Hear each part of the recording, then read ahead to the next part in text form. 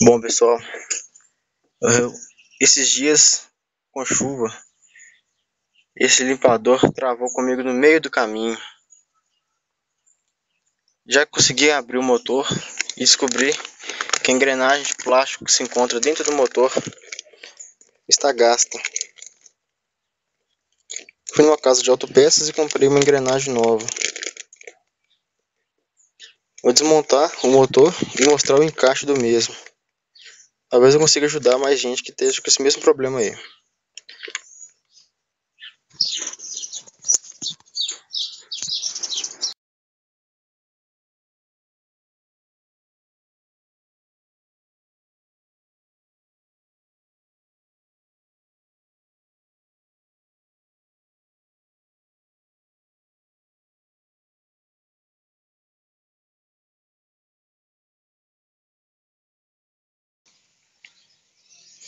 Já retirei a palheta do lado de lá.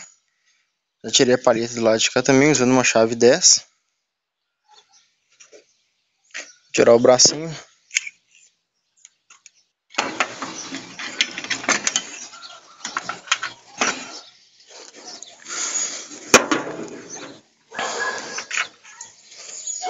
Aqui tem uma porca um pouco maior. Eu não sei exatamente a numeração dela. Usei uma chavinha dessa aqui para retirar.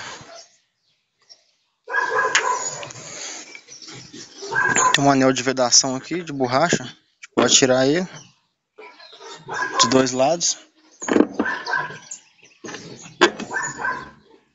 Nisso, esse suporte aqui dentro já vai estar solto. A gente vai acessar ele por dentro do capô.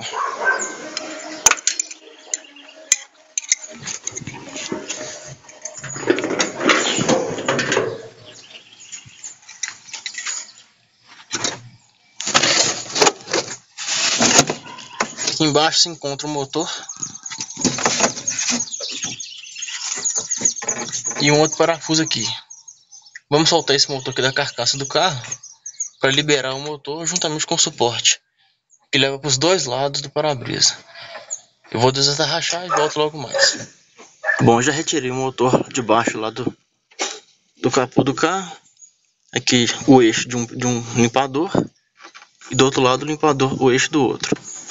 Aqui tem 3 fios. Eu já marquei eles aqui para mim não estar errando a ligação deles. Coloquei uma fita branca, o do meio é um marronzinho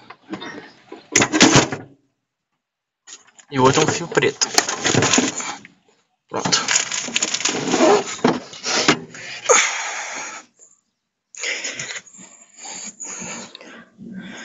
Tá liberado todo o equipamento.